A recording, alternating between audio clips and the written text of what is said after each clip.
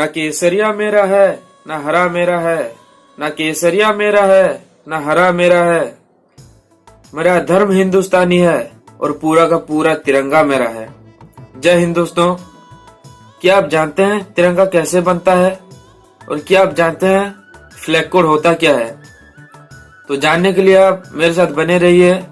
क्या है तिरंगा, कैसे बनता है? तिरंगा जब भी बनता है तो उसके 1 सेंटीमीटर स्क्वायर में 150 धागे आने चाहिए और 1 स्क्वायर फीट का वजन 205 ग्राम होना चाहिए।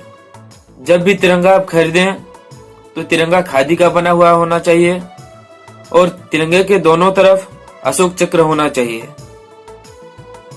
खादी के अलावा अगर आप कोई भी दूसरे चीजों का इस्तेमाल करते हैं या फिर दूसरे कपड़ों का इस्तेमाल करते हैं तो आपको जुर्माने के साथ कैद भी हो सकती है। जब भी आप तिरंगे को इस्तेमाल करके घरों में, ऑफिस में या फिर कबोर्ड में रखते हैं या फिर अलमारियों में रखते हैं तो उसे आप रखें कैसे?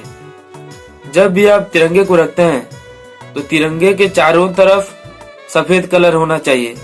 यानी जब भी आप तिरंगे को फोल्ड करें, पहले सैफरन कलर को फोल्ड करें, उसके ऊपर हरा रंग को फोल्ड करें और जो बीच वाला पट्टी होता है उसे दोनों तरफ से फोल्ड करके अशोक चक्र जैसे ऊपर रहे उसी हिसाब से आपको फोल्ड करना पड़ेगा।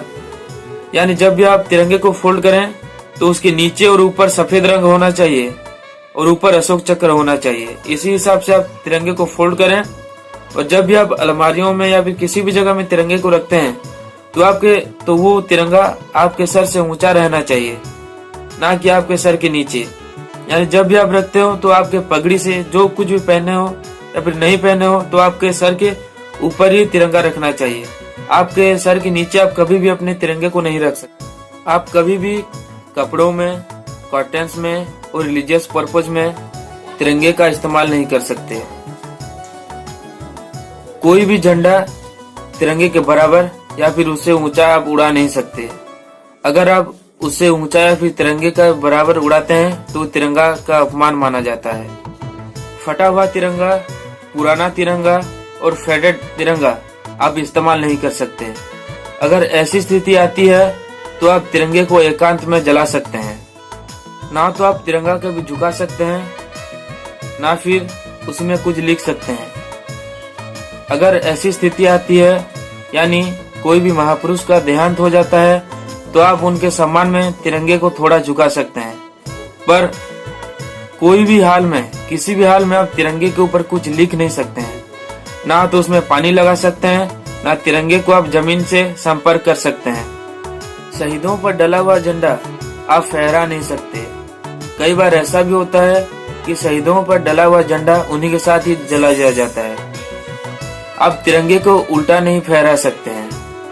किसी भी सेरेमनी में अगर बहुत सारे झंडे हों तो हमारा तिरंगा सबसे ऊंचा और सबसे बड़ा होना चाहिए और सारे झंडों के दाहिने तरफ यानी सबसे पहले हमारा तिरंगा होना चाहिए। आप तिरंगे का इस्तेमाल ना तो हवाई जहाज में कर सकते हैं, ना तो पानी के जहाज में कर सकते हैं, ना कि अपने गाड़ियों में कर सकते हैं और ऐसा करना कानूनन अपराध होता है। नए संविधान के हिसाब से अब आप अपने छतों में यानी अपने घरों में आप तिरंगा फहरा सकते हैं, पर उसी संविधान ने कुछ रूल्स लागू किए हैं, कुछ रेस्ट्रिक्शन दिए हैं। आप सूर्योदय से लेकर सूर्यास्त तक झंडा फहरा सकते हैं। यानी सूर्यास्त होने से पहले आपको तिरंगा उतारना पड़ेगा। कहीं ऐसा नहीं होना चाहिए कि आप सुबह झंडा फहरा दिए और दोपहर में सोते सोते शाम हो गई और आप रात में तिरंगा निकाल रहे हैं। ये अपमान है उस तिरंगे का, उस मिट्टी का, उस वर्दी का, उन सिपाहियों का अपमान है, उन शहीदों के शहादतों का अपमान है, उन सिपाहियों का अपमान है जो इतने सर्दियों में, इतने गर्मी में आपके लिए, अपने वतन के लिए, अपने मिट्टी के लिए और उस तिरंगे के लिए डटे रहते हैं। उधर बॉर्डर में उतने गोलियां झेलते हैं, उतने परेशानियां झेलते हैं, किसके लिए? आप ही के आजादी के लिए। तो ये उसका अपमान है। ऐसा नहीं होना चाहिए, हरगिज ऐसा नहीं होना चाहिए। ये आप उन लोगों का अपमान करते हैं ऐसे करके। और अगर कहीं पे भी ऐसी स्थिति आपको दिखाई दी तो संविधान के हिसाब से आपको ये अधिकार है कि आप वहीं पे, उसी जगह, उसी वक्त उस झंडे को उतरवा सकते हैं। ये संविधान के हिसाब से आपका अधिकार है और आप ये ऐसा कर सकते हैं। मैं हाल ही में एक इंस्टीट्यूट में गया था मेरे एक पर्सनल काम से। मैंने वहीं पे भी देखा था शाम 6:30 बज चुके थे और वो एक इतना बड़ा एडमिनिस्ट्रेशन यार, कैसे मतलब मुझे विश्वास ही नहीं हुआ, बिलीव नहीं हुआ मुझे कि इतने बड़े एडमिनिस्ट्रेशन में भी शाम 6:30 बजे जब अंधेरा हो चुका था तिरंगा फहरता रहा और उस पर किसी का भी ध्यान नहीं गया। ऐसा कभी भी नहीं होना चाहिए, कभी मतलब कभी भी नहीं होना चाहिए। ये अपमान है उस तिरंगे का, ये अपमान है उनके शहादतों का, उन सिपाहियों का। ऐसा बिल्कुल भी नहीं होना चाहिए और ये ख्याल रखना आप लोगों की जिम्मेदारी है, क्योंकि अब आप समझ चुके होंगे कि तिरंगा अपना अभिमान है, अपना स्वाभिमान है। ना सरकार मेरी है ना रोब मेरा है, ना सरकार मेरी है ना रोब मेरा है, ना बड़ा सा नाम है। मुझे तो एक छोटी सी बात का घमंड है कि मैं भारत का और भारत मेरा है।